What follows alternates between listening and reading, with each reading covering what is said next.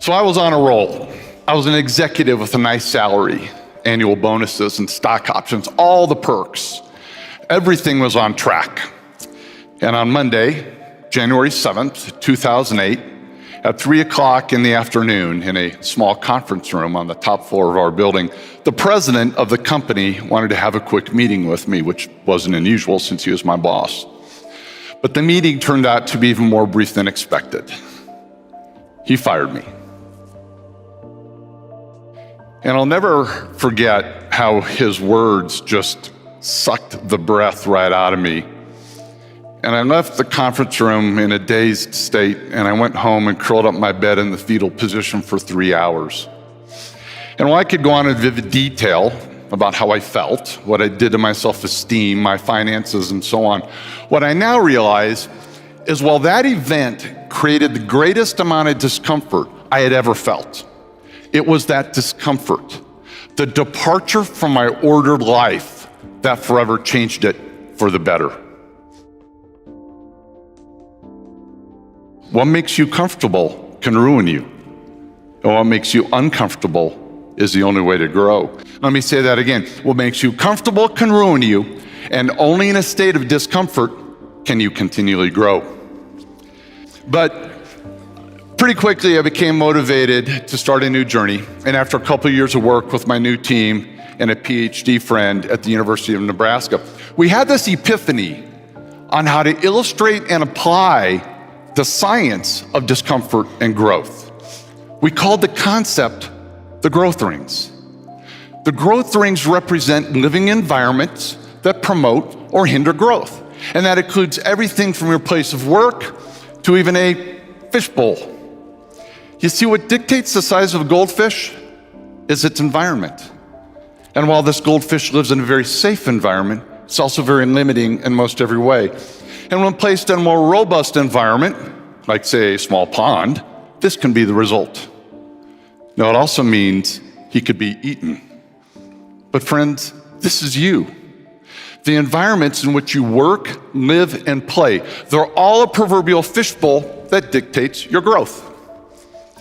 So the first growth ring represents a low-performing, low-growth environment called stagnation. Stagnation is understood by having to follow too many steps and permissions and minutia that stifles creativity, independent thought, and action. To imagine an environment such as this, think no further than our state and federal governments. Now, the antithesis of stagnation is chaos, also low growth and low performing. Chaos can be caused by internal or external events or conditions. We see chaos occur at times in business mergers, natural disasters, and horrific events like 9/11. Chaos is having zero predictability or control over inputs and outcomes. Coming back down the growth rings, next to stagnation is the most desirable environment, order. Order is knowing that what you do or what is happening in your environment leads to a predictable outcome.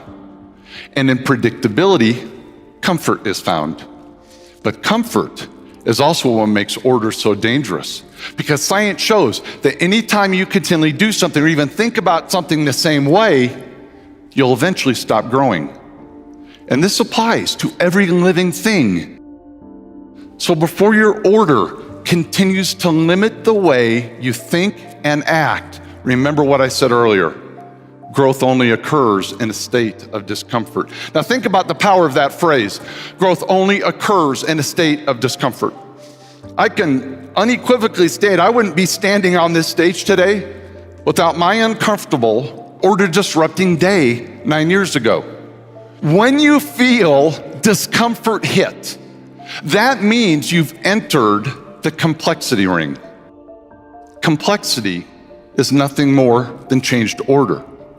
But when your order is changed, outcomes are no longer predictable, and it's unpredictability that makes you uncomfortable.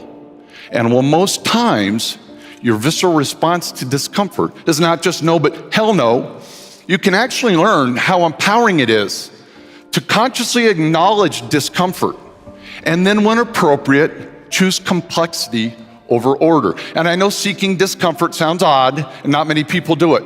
But you have to learn to embrace it, because it's the only environment where sustained or exponential growth can occur. To weave high growth complexity into the fabric of your lives, there are 3 primary ways it can be triggered. Complexity trigger number 1 is it can be forced upon you. When I got fired, I didn't have a chance to stay in order. Complexity was selected for me. And when this happens, how much you grow depends on how you respond to it. Now, I could have remained angry. I could have used it as an excuse. But what I actually learned is that I suck as an employee. And I'm much better off accepting the risks of running my own company. Complexity trigger number 2, someone can help you get there. This is the role of parents, teachers, coaches, and bosses, because left on their own, people will consciously or subconsciously select the comfort of order. And they then need to be pushed into complexity in order to continue growing. Okay, but what if you're not lucky enough to live or work in a robust, high-growth environment? What if you're stuck in order, even worse, stagnation? Well, the great news is everyone can trigger complexity at any time. So complexity trigger number 3, trigger it yourself. Take a journey with me back to Montgomery, Alabama in the 1950s. Imagine, if you will, a young girl who's black, and she attends an all-black high school.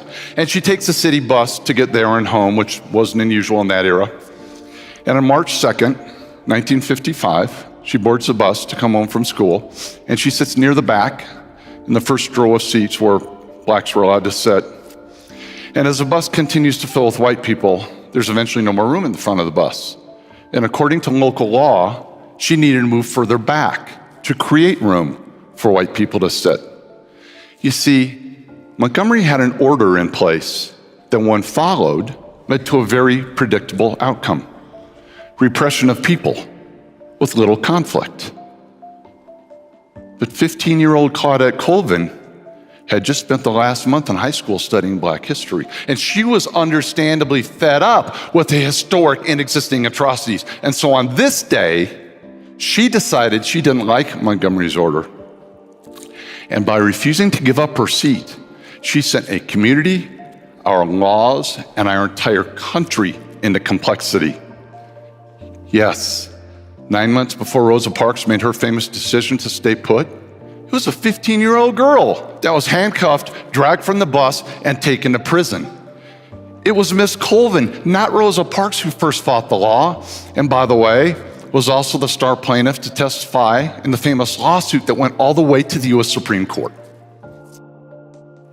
I use Claudette's actions not to heighten awareness of race issues, although that's not necessarily bad, but I use it as an example of every issue, of every situation in an ordered environment. It's a real and perfect example of complexity forcing people, our communities, and our courts into discomfort, and the downstream impact that can occur anytime someone elects to move from order.